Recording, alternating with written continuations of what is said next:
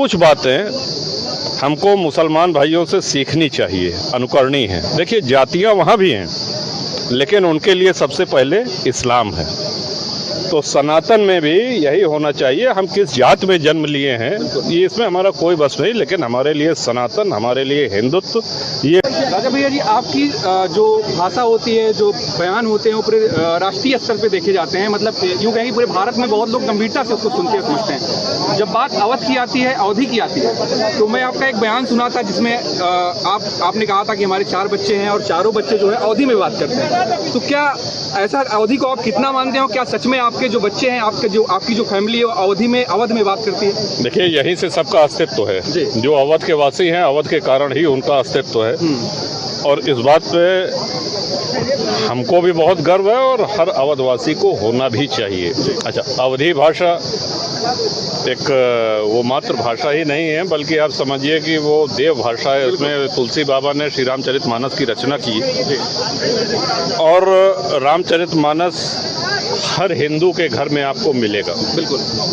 तो हमारे लिए बड़े गर्व और सम्मान की और सौभाग्य की बात है कि हम लोगों ने अवध भूमि पे जन्म लिया है।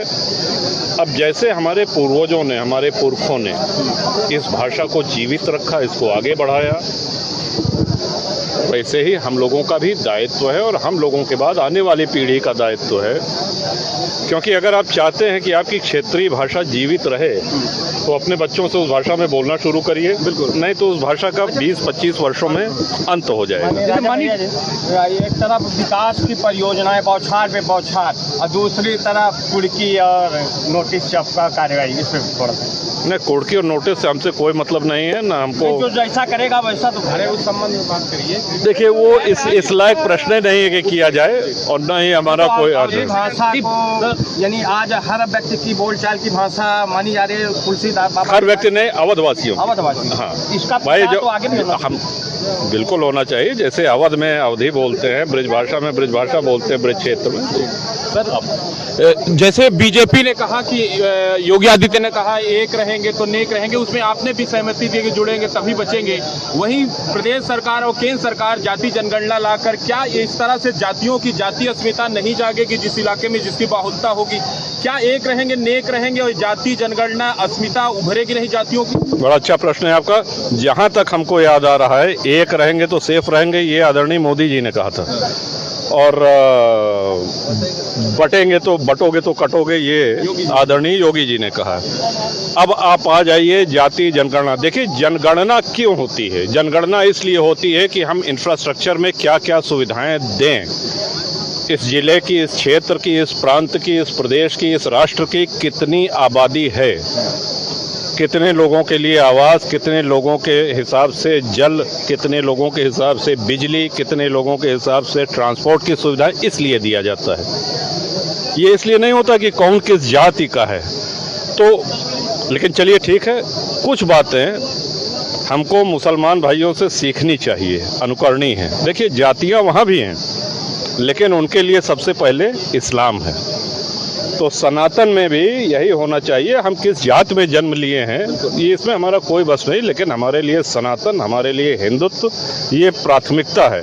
और अगर कहीं कोई जातियों में बांट करके सनातन को कमज़ोर करने की बात कर रहा है तो वो भारत के हित में नहीं है, वो हिंदू के हित में नहीं है, वो सनातन के हित में नहीं है। एक सवाल और भी रहेगा सर कि जिस तरह से भारतीय जनता पार्टी को छोड़ दिया जाए तो भारत में 27 से ज्यादा पार्टियां हैं, कोई भी खुलकर इस तरह से मुखरता से हिंदुत्व और सनातन की बात नहीं करता है। जनसत्ता दल को गठन के अभी 7 वर्ष हुए और जिस मुखरता से आप आवाज उठा रहे हैं सनातन को लेकर और हिंदुत्व को लेकर, इसमें आपको लगता नहीं है कि सामाजिक जो सद्भाव है उससे भी सत्ता हासिल? सुनिए, पूरा सद्भाव है।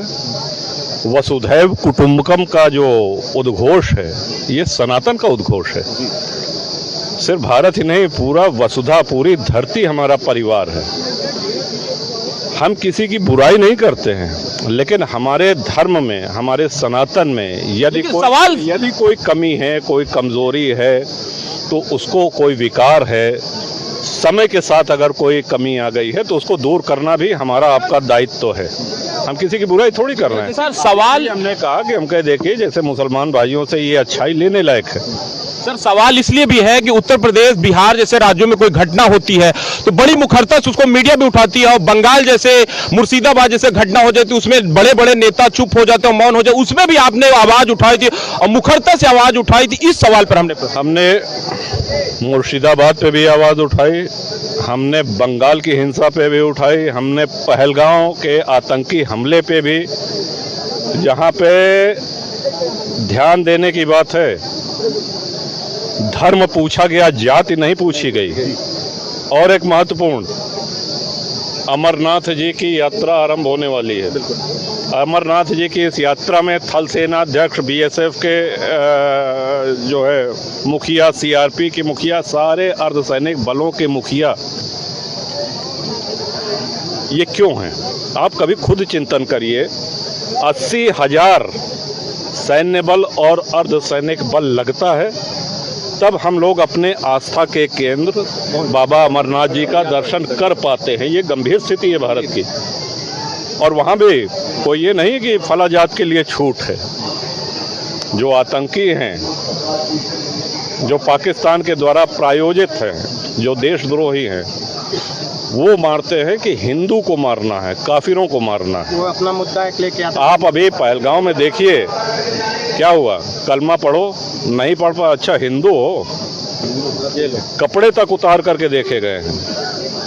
अब हमारी आपकी आंखें खुल जानी चाहिए और जिनकी नहीं खुली है उनको भी खोलने का प्रयास किया जाना चाहिए। ये सब बात अलग है। अभी आज का कार्यक्रम विकास से संबंधित क्षेत्र के लिए, तो इसलिए बहुत बहुत धन्यवाद।